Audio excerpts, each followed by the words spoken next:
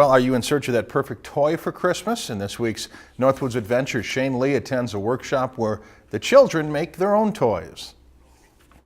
Little hands hard at work, toys being made, and the holiday spirit in the air. No, this is not Santa's workshop, but it is a place where kids learned how to make simple, old-fashioned toys.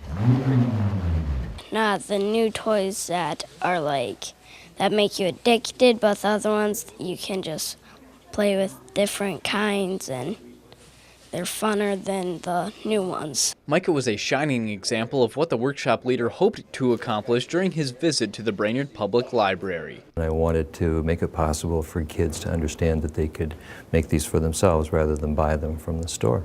Most of the toys featured in the workshop came from the Great Depression when many people could not afford toys. One such example is a simple cartoon.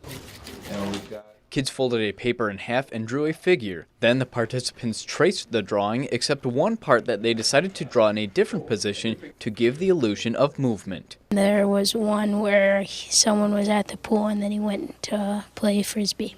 Another simple yet entertaining toy featured in the workshop was the dragon's tongue. All one needs to do is attach a string to a ribbon of crepe paper. You just have to move your arm crazy and you have to be careful about bringing it close.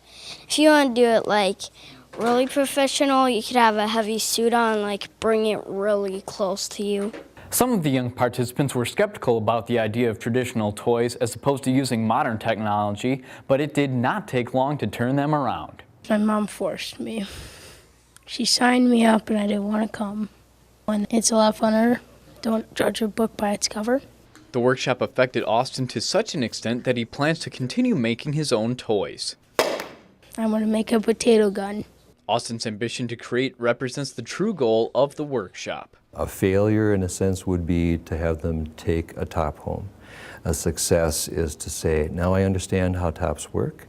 I know the tools that I need to create one, and I actually want to try making a bigger one, a smaller one, a heavier one. The world may be changing faster than the shapes in the workshop's handmade kaleidoscopes, but some things, like good toys, remain the same.